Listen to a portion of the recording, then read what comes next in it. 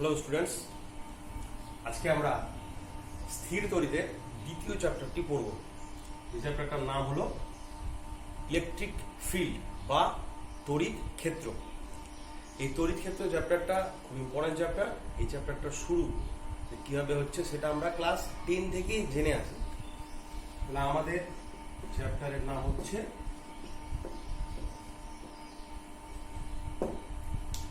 Electric field. শুরু করতে গেলে প্রথমেই যে জিনিসটা আমরা জানবো, যেটা আমরা আগে জেনেছি, সেটা হলো কুলম্বের সূত্র। কুলম্বের সূত্র আমরা জেনেছি যে দুটি আধান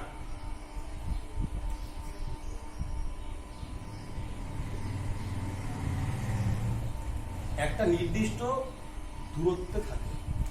দুটি আধান একটা নির্দিষ্ট দূরত্বে থাকলে তাদের মধ্যে যে আকর্ষণ বা বিকর্ষণ বল কাজ করে, সেই বলটি আধান দুটির গুণফলের সাথে সমানুপাতিক। আধান দুটির মাঝে যে দূরত্ব, সেই দূরত্বের বর্গের ব্যস্তানুপাতিক। ব্যস্তানুপাতিক মানে বল উপরে, দূরত্বের বর্গ নিচে। দুটি আধান মাঝের দূরত্ব আর, তাহলে আধান দুটির মধ্যে ক্রিয়াশীল বল তাদের গুণফলের সাথে সমানুপাতিক, তাদের মাঝের দূরত্বের বর্গের ব্যস্তানুপাতিক। এদেরকে যদি ভেদের নিয়মে আমরা কম্বাইন করি তাহলে পাই F varies as Q1 Q2 by r square. এটাকে আমরা কুলম্বস ল বলে জানি। কিন্তু যে জিনিসগুলো আমরা ক্লাস 10-এ আলোচনা একটু কম করতাম, সেটা হলো কুলম্বের সূত্রে আমরা যে আধান দুটি নিয়েছি, সে দুটি আধান কিন্তু বিন্দু বা পয়েন্ট চার্জ। এই চার্জগুলো ক্ষুদ্র ক্ষুদ্র আধান, ছোট ছোট বিন্দুর মতো। অনেক বড় এরকম সাইজের একটা বড় আধান যদি হয়, তাহলে কিন্তু সেক্ষেত্রে কুলম্বের সূত্র অ্যাপ্লাই করা মুশকিল হয়ে পড়ে বা যায় না। অর্থাৎ কুলম্বের সূত্র অ্যাপ্লাই হওয়ার জন্য যে আধান দরকার, সেটা হলো ক্ষুদ্র আধান, একক আধান এবং বিন্দু আধান, খুব ছোট ছোট আধান। তারা খুব কাছাকাছি অবস্থিত হলেও কুলম্বের সূত্র অ্যাপ্লাই হয় না, যদি খুব কাছে থাকে। আবার যদি খুব দূরবর্তী অঞ্চলেও থাকে, তাহলে কুলম্বের সূত্র অ্যাপ্লাই হয় না। অর্থাৎ আধান দুটি হতে হবে বিন্দু, তাদের মাঝে দূরত্ব খুব বেশিও হতে পারবে না, তাদের মাঝে দূরত্ব খুবই কমও হতে পারবে না। সেই দুটি ক্ষেত্রে মেনটেন করে চললে তখনই আমি কুলম্বস লকে অ্যাপ্লাই করতে পারবো। কুলম্ব ল এর ক্ষেত্রে যে আমি এই ইকুয়েশনটা পেয়েছি, এটা কিন্তু সমানুপাতিক ইকুয়েশন। এটাকে প্রকৃতপক্ষে ইকুয়েশন বলা যায় না, ভেদ সম্পর্ক আমরা বলে থাকি। এটাকে ভেদ থেকে ইকুয়েশন আনলে এটাকে, অর্থাৎ সমানুপাতিক চিহ্ন বা প্রপোর্শনালিটি সাইনকে আমাকে অমিট বা উইথড্র করতে হবে, সরিয়ে দিতে হবে। তার বদলে আমরা একটা প্রপোর্শনালিটি কনস্ট্যান্ট বা সমানুপাতিক ধ্রুবক দেব। পরের লাইনে এটাকে যদি লেখা যায় অর দিয়ে, তাহলে এটাকে উঠিয়ে সমানুপাতিক ধ্রুবকের জায়গায় আমরা লিখলাম কে। তাহলে F is equal to K into Q1 Q2 by R square, যেখানে R হলো দূরত্ব, Q1 আর Q2 এর দুটি আধান, আর F হলো এদের মাঝে ক্রিয়াশীল বল।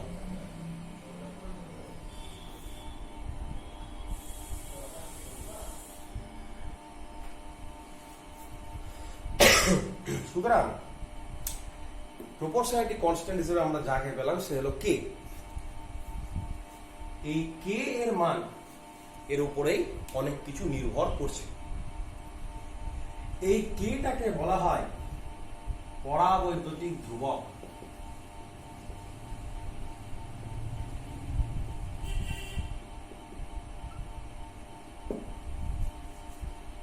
বা ডাইইলেকট্রিক কনস্ট্যান্ট।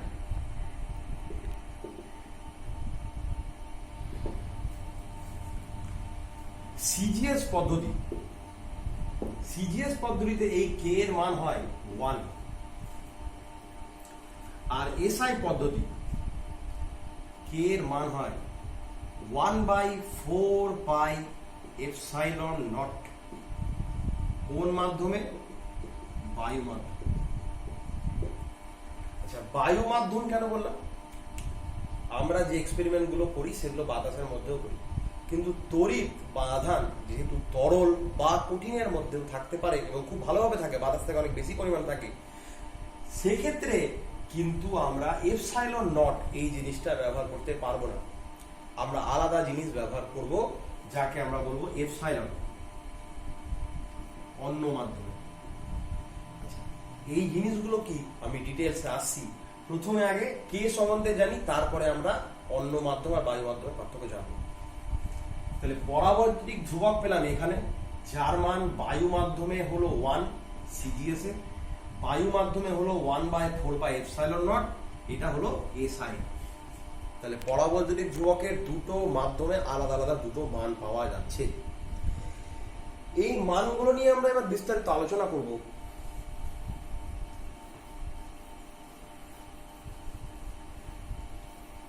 আমরা যে কুলম্ব বলের সূত্র পেলাম সেটা হলো 1/4πε0 Q1 Q2/r², SI।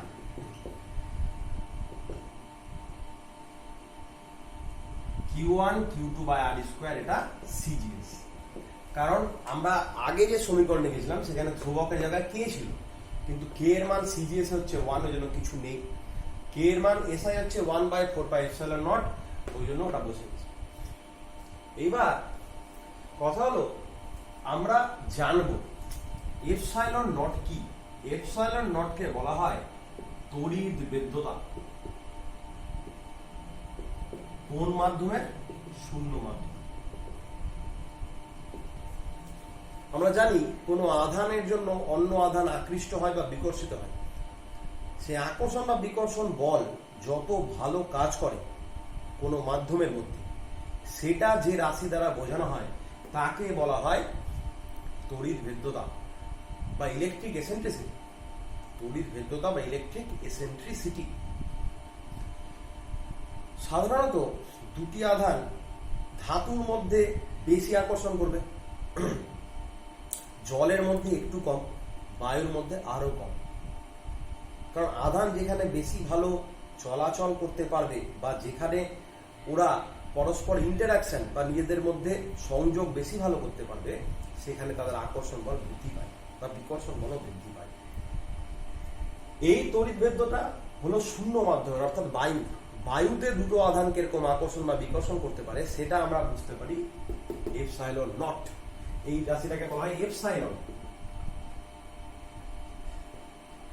আর নিচে শূন্য, তাকে বলা হয় এপসাইলন নট বা এপসাইলন জিরো।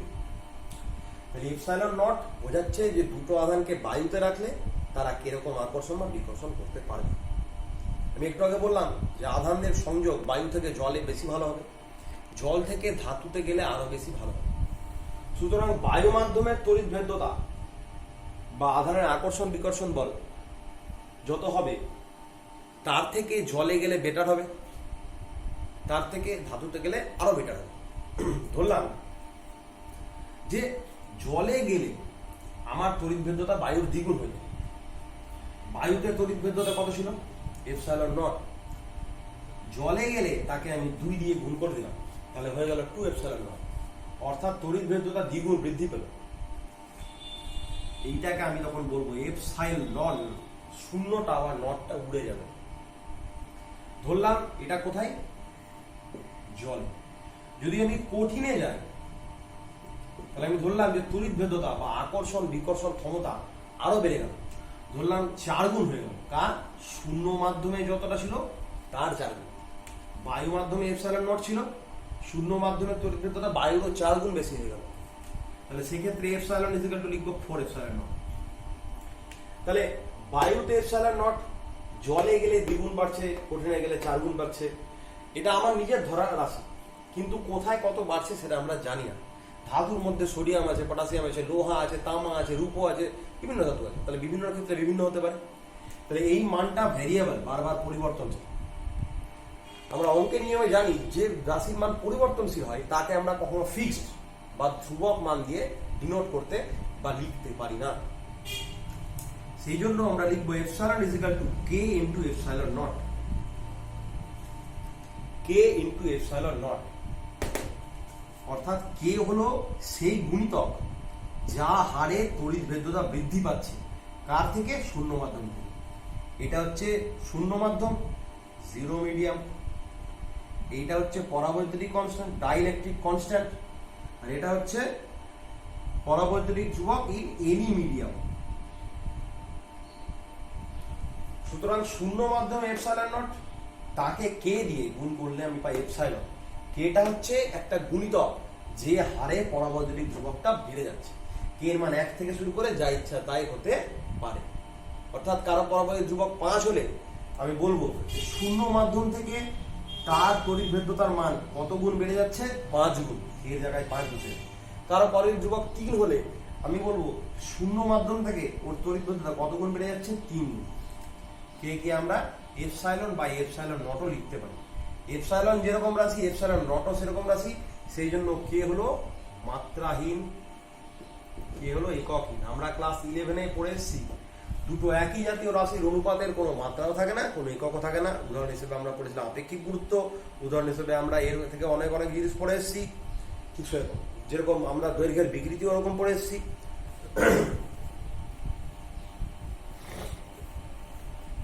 এখন কথা হলো যে এপসাইলন নট সম্বন্ধে আমরা আইডিয়া পেলাম।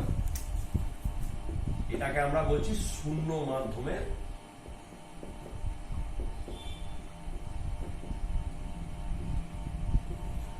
তড়িৎ ভেদ্যতা। তাহলে এপসাইলন নট হলো শূন্য মাধ্যমের তড়িৎ ভেদ্যতা। এই এপসাইলন নটের একক, মাত্রা এগুলো সম্বন্ধে জানি। প্রথমে আমরা আবার কুলম্বের সূত্রে ফিরে আসবো। এটা সিজিএস এ ছিল,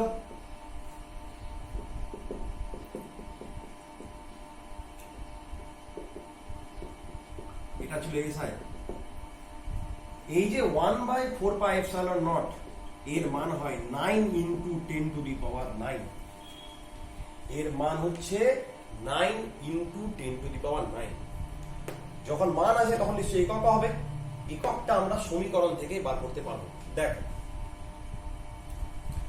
1/4πε0 কে আমি রাখলাম, তাহলে আর স্কোয়ারটা এফ এর সাথে গুণ হয়ে যাবে, ইজিক্যালস টু দিলাম, ইজিক্যালস টু এখানে এলো, এফ এর সাথে এই আর স্কোয়ার গুণ হচ্ছে, তাহলে এফ গুণিত আর স্কোয়ার। Q1 Q2 উপরে ছিল, এদিকে আসলে নিচে নেমে যাবে। আমরা কোন পদ্ধতিতে আছি? এসআই। আমরা ছোটবেলা থেকে পড়ে এসেছি আধানের এককগুলোর সম্পর্ক আর আধানের একক কি কি। সিজিএস পদ্ধতিতে আধানের একক হলো ইএসি বা ইলেকট্রোস্ট্যাটিক ইউনিট। এটাকে আবার স্ট্যাট কুলম্ব বলা হয়ে থাকে। Stat C, C for coulomb. SI পদ্ধতিতে আধানের একক হলো কুলম্ব বা সি। আরেকটা একক আছে EMU, electromagnetic unit. Electromagnetic unit তড়িৎ চুম্বকীয় একক। এই ইলেকট্রোম্যাগনেটিক ইউনিট হলো আধানের সব থেকে বড় একক। আমরা যখন তড়িৎ চুম্বকত্ব জানবো, কারণ চুম্বকত্ব সম্বন্ধে না জানলে, ম্যাগনেটিজম বা ম্যাগনেটিক এফেক্ট সম্বন্ধে যতক্ষণ না আমরা ফ্যামিলিয়ার হব বা অবগত হব, ততক্ষণ আমরা এই জিনিসটা বুঝতে পারবো না। কিন্তু আমাদের মনে রাখতে হবে আধানের সব থেকে বৃহৎ এবং সব থেকে পাওয়ারফুল একক হলো ইলেকট্রোম্যাগনেটিক ইউনিট। বর্তমানে আমাদের ইএমইউ এর কোনো দরকার নেই, যেহেতু আমরা সিজিএস এবং এসআই নিয়ে আলোচনা করব। সুতরাং আমরা আধানের দুটো একক নিচ্ছি, সিজিএস এ ইএসইউ ইলেকট্রোস্ট্যাটিক ইউনিট অথবা স্ট্যাট কুলম্ব, এসআই কুলম্ব। আমরা চাইছিলাম 1/4πε0 এর একক বার করতে। মান তো আমরা জেনেছি 9 × 10⁹। বলের মান কোন পদ্ধতি? এসআই। এসআই পদ্ধতিতে বলের মান আমরা জানি নিউটন। আর ধরেছিলাম আধান দুটির মাঝের দূরত্ব, দূরত্বের একক হলো মিটার, কিন্তু তার আবার স্কোয়ার। এসআই পদ্ধতি এখনই আধানের একক দেখলাম কুলম্ব, কুলম্বের প্রথম ওয়ার্ড সি, তাহলে এটাও কুলম্ব ওটাও কুলম্ব, তাহলে দুটো কুলম্ব গুণ হয়ে গেল কুলম্বের স্কোয়ার। বলে না আবার অথবা দিয়ে 1/4πε0 = নিউটন থাকলো, মিটার স্কোয়ার থাকলো, কুলমটা মাথায় উঠে গিয়ে হয়ে গেল -2। তাহলে newton metre square coulomb to the power -2, এইটা হচ্ছে আমাদের একক। তাহলে আমরা এককের জায়গায় লিখে দেব নিউটন মিটার স্কোয়ার কুলম -2। এটা কার একক? 1/4πε0 এর। শুধু ε0 একটি মান আছে এবং একটি একক আছে, সেটা কি করে বার করা যায় দেখি।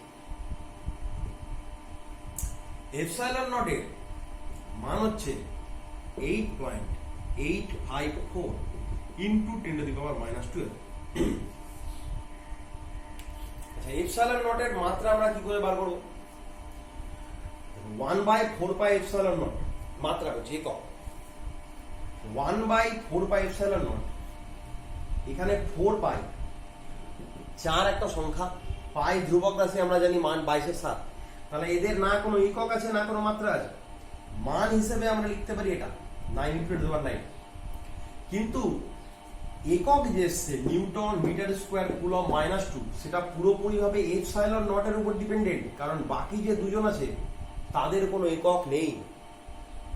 তাহলে 1/ε0 তার একক হচ্ছে নিউটন মিটার স্কোয়ার কুলম -2। তাহলে ε0 কে যদি উপরে উঠাই তাহলে অটোমেটিক এর নিচে নেমে যাবে। তাহলে সেক্ষেত্রে যাদের মাথায় প্লাস ছিল সেগুলো মাইনাসে পরিণত হবে, যার মাথায় মাইনাস ছিল সেগুলো প্লাসে পরিণত হবে। ε0 নিচে থাকায় নিউটনের মাথায় প্লাস, মিটারের মাথায় প্লাস, কুলম্বের মাথায় মাইনাস। ε0 উপরে উঠাই তাহলে এদের মাথায়, যাদের মাথায় প্লাস ছিল সেগুলো হবে মাইনাস, যাদের মাথায় মাইনাস ছিল সেগুলো হবে প্লাস। তাহলে আমরা লিখতে পারি coulomb square metre -2 newton inverse. এইটি হলো ε0 এর একক। আচ্ছা, এবার মাত্রা। ε0 এর যদি মাত্রা বার করতে হয় তাহলে 1/4πε0 থেকে আমরা করি। 1/4πε0 এর মাত্রা আমরা কিভাবে বার করবো দেখ। নিউটন হলো বল। দেখো, একক থেকে মাত্রা আমরা তৈরি করে নিতে পারি। আমি ক্লাস 11-এ বারবার বলেছি, ক্লাস 12-এও আমরা একই নীতি ব্যবহার করে চলবো। নিউটন হলো বল, বলের মাত্রা হলো mLt-2 গুণিত মিটার হলো দৈর্ঘ্য, দৈর্ঘ্যের মাত্রা হলো l, কিন্তু মাথায় আছে স্কোয়ার। লাস্টে হলো কুলম, কুলম হলো আধান, আধানের মাত্রা হয় I into T, I into T, I for current, T for time। I into T হলো আধানের মাত্রা। তাহলে আধানের জায়গায় IT তাদের মাথায় হয়ে যাবে -2, IT তাদের মাথায় হয়ে গেল -2। তাহলে পরের লাইনে আমরা কি পাচ্ছি? M, L আর L স্কোয়ার গুণ হয়ে L কিউব, T এর মাথায় -2, I এর মাথায় -2, T এর মাথায় আবার -2, T -2, T -2, তাহলে T -4 হয়ে যাবে। তাহলে M L cube T T, তাহলে -4, I এর মাথায় থাকছে -2। তাহলে বলের জায়গায় বসালাম mLt-2, দৈর্ঘ্যের জায়গায় বসালাম L, কিন্তু স্কোয়ার থাকায় মাথায় 2 চলে এলো। আধানের জায়গায় বসালাম IT, I এর মাথাতেও -2 এলো, T এর মাথাতেও -2 এলো। L আর L স্কোয়ার মিলে হলো L কিউব, T -2, T -2 মিলে T -4, M একটাই ছিল, একটাই থাকলো, I এর মাথায় -2 ছিল, I এর মাথায় -2 থাকলো। তাহলে M L cube T -4 I -2, এটা হচ্ছে আমাদের 1/4πε0 এর মাত্রা। ঠিক একক যদি আমরা ε0 বার করতে চাই, যেরকম 1/4πε0 এর একক আর ε0 এর একক হলো উল্টো, newton metre square coulomb -2, coulomb square metre -2, newton -2, ওরকম মাত্রাটিও হয়ে যাবে উল্টো। তাহলে ε0 এর মাত্রা আমরা কি করব? এটার মাথায় প্লাস ছিল, তাহলে -1, -3, +4, +2। 1/4πε0 এর যা হবে ε0 এর তার বিপরীত হবে। এটা ভেরি ইম্পর্টেন্ট। ε0 এর মাত্রা আমাদের এমসিকিউ এ প্রায় দেয় যে শূন্য মাধ্যমের তড়িৎ ভেদ্যতার মাত্রাটি তৈরি করো। তাহলে আমরা এখানে অনেক কিছু 1 মার্কের কোশ্চেন জানতে পারলাম। তড়িৎ ভেদ্যতা কি, তড়িৎ ভেদ্যতা শূন্য মাধ্যমে এক ধরনের, কিন্তু আদার্স মাধ্যমে গেলে অনেক ধরনের। যে অনুপাতে তড়িৎ ভেদ্যতা বাড়ে সেটাকে আমরা বলি পরাবৈদ্যুতিক ধ্রুবক বা ডাইলেকট্রিক কনস্ট্যান্ট। কার? যে মাধ্যমে যাচ্ছি তার। তারপরে আমরা 1/4πε এর মান জানলাম, এই সমীকরণ থেকে একক বার করলাম, এর মান জানলাম, ওর একক বার করলাম, 1/4πε এর মাত্রা বার করলাম, এরও মাত্রা বার করলাম। তাহলে এতগুলো কোয়েশ্চেন 1 মার্ক হিসেবে আমাদের এখানে আসতে পারে। এর পরবর্তীতে আমরা জানবো যে আমরা আধানের দুটো একক বলেছি, একটা হচ্ছে ইএসইউ, একটা হচ্ছে কুলম্ব। ইএসইউ এর সংজ্ঞা কি এবং কুলম্বের সংজ্ঞা কি এবং সেটি কোথা থেকে পাওয়া যায় এটা আমরা দেখব।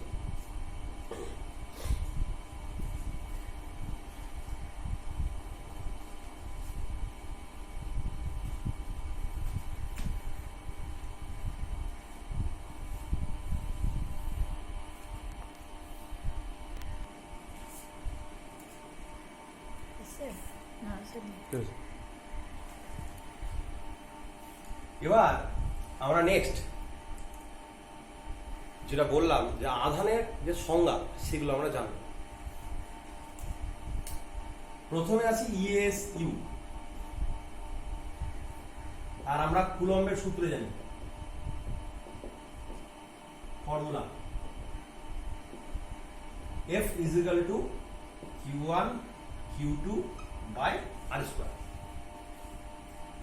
আমি তোমাদের বারবার ক্লাস 11 থেকে পড়িয়ে আসি যে কোনো কিছুর সংজ্ঞা বার করতে হলে যার দরকার তাদের বাদে বাকিবার সবাইকে আমরা এক করে দেব। আমরা চাই ইএসইউ এর সংজ্ঞা, আধান চাই আমরা। আধানের মধ্যে যেহেতু ইএসইউ আছে তাহলে আমরা ধরবো, আমরা একটা কথা তোমাদের তার আগে বলি যে আমরা কুলম্বের সূত্রে যেহেতু আলোচনা করছি, আমি তোমাদেরকে একটু আগেই বললাম যে আধান হবে একক আধান, অর্থাৎ আধানের মান কিন্তু 1 হয়। সে 1 ইএসইউ 1 কুলম্ব যে কোনো জিনিস হতে পারে কিন্তু 1। তাহলে আমরা Q1 এর মান ধরলাম 1, Q2 এর মান ধরলাম 1, R এর মান ধরলাম 1, F এর মান ধরলাম 1। কারণ Q1 আর Q2 কে যদি 1 বানাতে হয় তাহলে F আর R কেও আমাকে বানাতে হবে 1। তাহলে আমরা বলবো যে 1 সেন্টিমিটার দুটি আধান, শুধু দুটি আধান না, দুটি একক আধান পরস্পর কত সেন্টিমিটার দূরত্বে আছে? 1 সেমি। তার ফলে তাদের মধ্যে কুলম্ব বল কাজ করছে। সেই কুলম্ব বলের মান কত ডাইন হচ্ছে? 1 ডাইন। দুটি একক আধান